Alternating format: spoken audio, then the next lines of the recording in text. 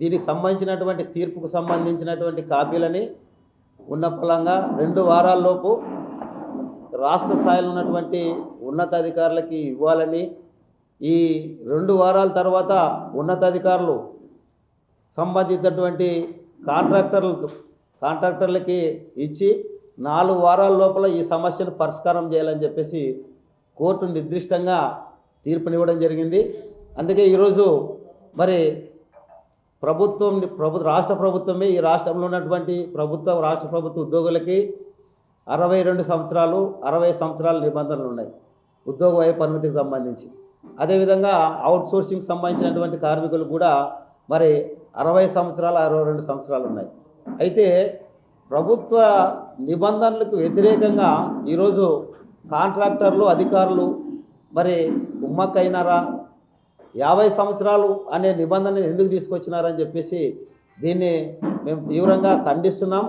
ఎందుకంటే ఈరోజు సంవత్సరాల తరబడి పనిచేస్తూ ఈ ప్రభుత్వ శాఖల్లో పనిచేసే వాళ్ళు గవర్నమెంటు కాంట్రాక్ట్ ఉంటే రెగ్యులర్ కావాలనుకుంటారు, కానీ ఉన్న ఉపాధిని పోగొట్టుకోరు.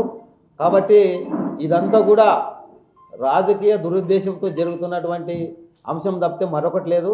కాబట్టి ఈ రాష్ట్ర వ్యాప్తంగా ఉన్నటువంటి మరి శానిటేషన్ వర్కర్లని 50 సంవత్సరాల నిబంధన, 50 సంవత్సరాల ఉద్యోగ వయ పరిమితిని 8వ తరగతి చదివి ఉండాలనే నిబంధనలకి సంబంధం లేకోకుండా గత అనేక సంవత్సరాలుగా పనిచేసిన వాళ్ళు ఎగ్జిస్టింగ్ వర్కర్స్గా వాళ్ళకి రైట్ వస్తుంది, వాళ్ళని తొలగించాల్సిన అవసరం లేదు.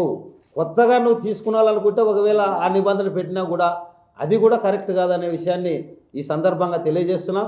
మరి ఈ యొక్క హైకోర్టుకు సంబంధించిన కాపీని కూడా మీకు చూపిస్తున్నాం. ఈరోజు హైకోర్టులో మనకి కార్మికులకి అనుకూలంగా కార్మికులు ఎవరిని తొలగించరాదని చెప్పేసి ఇచ్చిన తీర్పుని మరి ఏజెన్సీ కాంట్రాక్టర్ కానీ అదేవిధంగా సూపరింటెండెంట్లు కానీ గౌరవించి తక్షణమే మరి తొలగించాలనుకునే వాళ్ళని తొలగించరాదు, తొలగించిన వాళ్ళని తిరిగి విధుల్లోకి తీసుకోవాలని, ఈ న్యాయ పోరాటాన్ని గౌరవించినటువంటి మరి ఏజెన్సీ కాంట్రాక్టర్లైనా అదేవిధంగా అధికారులపైన భవిష్యత్తులో మేము మరి కంటెంప్ట్కి పోయేదానికి కూడా సిద్ధంగా ఉన్నాం.